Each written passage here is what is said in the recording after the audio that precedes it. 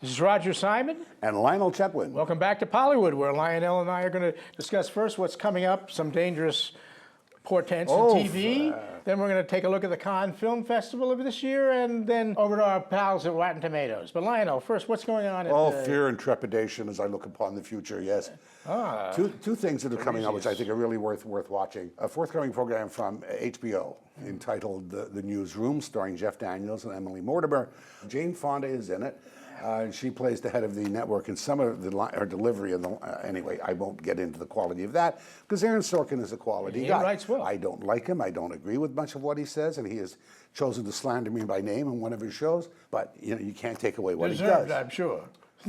No, he said I brought Carl Wolf here to. Never mind. Okay. Which I did not. Now, the point about the show is the thematic, the theme that comes through the promos are Jeff Daniels is a guy who's made this fantastic career as a newsman on it appeared to be a Fox-type show because it's the most watched. And then he decides to quit and go with the guys that nobody's watching, which I assume is MSNBC. And it's Aaron Sorkin, so you know that it will be politically charged and it will get the full HBO treatment, which means even if only 4 people watch it, they'll buy it an Emmy. So I look upon that with a certain amount of fear because coming up into an election cycle, the left's pressure upon alternative news sources like anything owned by Murdoch. And the film coming out. And then we come to of course, the film, Kathryn Bigelow's film, which we've talked about, where she got access on the capture of bin Laden. Many of the articles, in fact, are making reference to the fact that I had an hour with George Bush in DC 9/11, but he wouldn't let me near. I was not allowed near the Pentagon. I was not allowed near any operatives. She's actually had a member of SEAL Team 6 who apparently was part of the raid on her set. I've never heard of anything like that in my life. He is serving military. He can only be there if he is assigned under orders. The real question and what is going on with Leon Panetta, and why does Hollywood allow itself to be so perverted? Well, here's the real question is, we know how that happens. The real question is, will it be allowed out before the election? They're now talking about moving from before there was an October date. They're now talking about doing it in December 19th.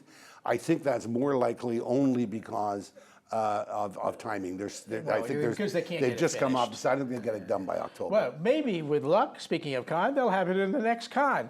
What's interesting about Perfect, because that's a place where films really go to die. Because the films that did well there had already sold by the time they got there. It's a showcase for what has happened. It's no longer the Buddy Flyer. Well, we'll see, because there are 2 films in Cannes this year. The 2 films that won sound like they're really good. I mean, now they are serious European films. I mean, the one the Palme d'Or by Michael Haneke, the Austrian director who won previously, is called Amour or Love, and it's a aging love story about 2 octogenarians between Jean-Louis Trintignant and Emmanuel Riva, who, as we know, one was the star of Un Homme et une Femme, and the other was Hiroshima Mon Amour.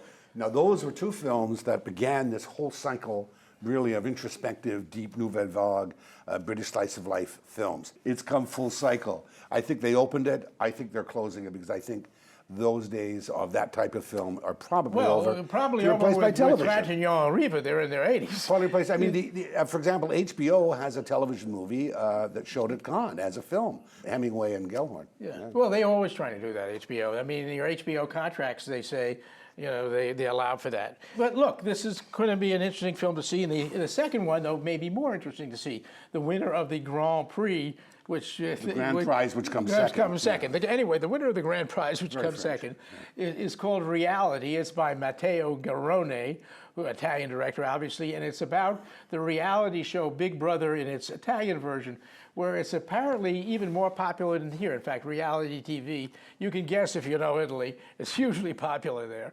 And it's done in a Fellini style. I looked at the trailer, and it looks like real fun. And it's about things that are contemporary, which is good.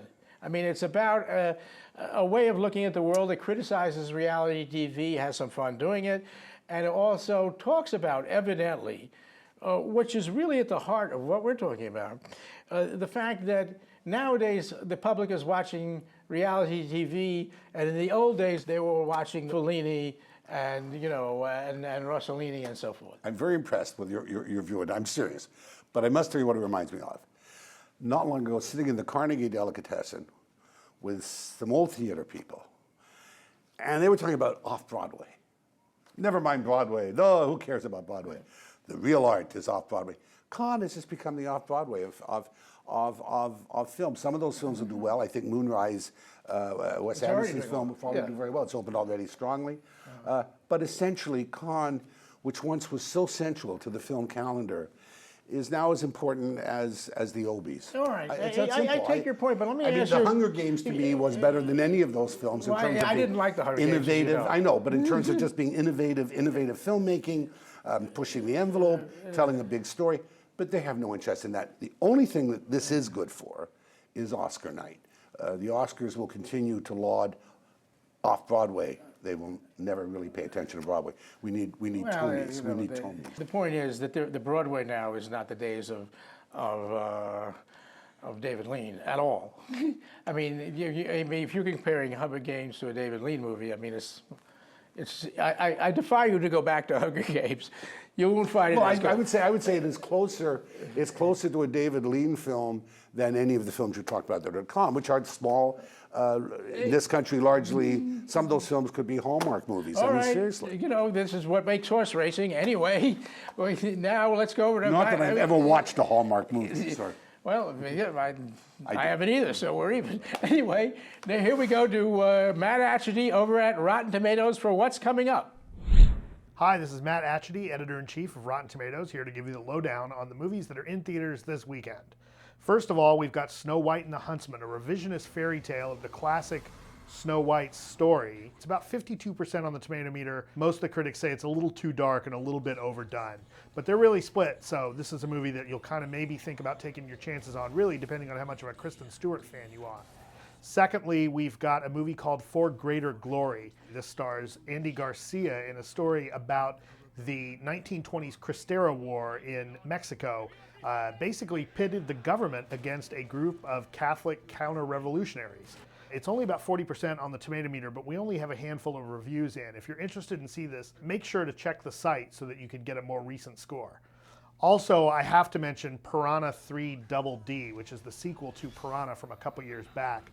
17% on the tomato meter. Sounds pretty awful by all accounts, but it does have some excellent cameos by David Hasselhoff and Gary Busey.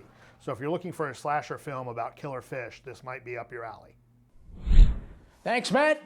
Thanks, Lionel. Good. Thank you. And next week in Poliwood. Next See you week in there. Hollywood. See you then. This is Roger Simon. Lionel Chetwynd.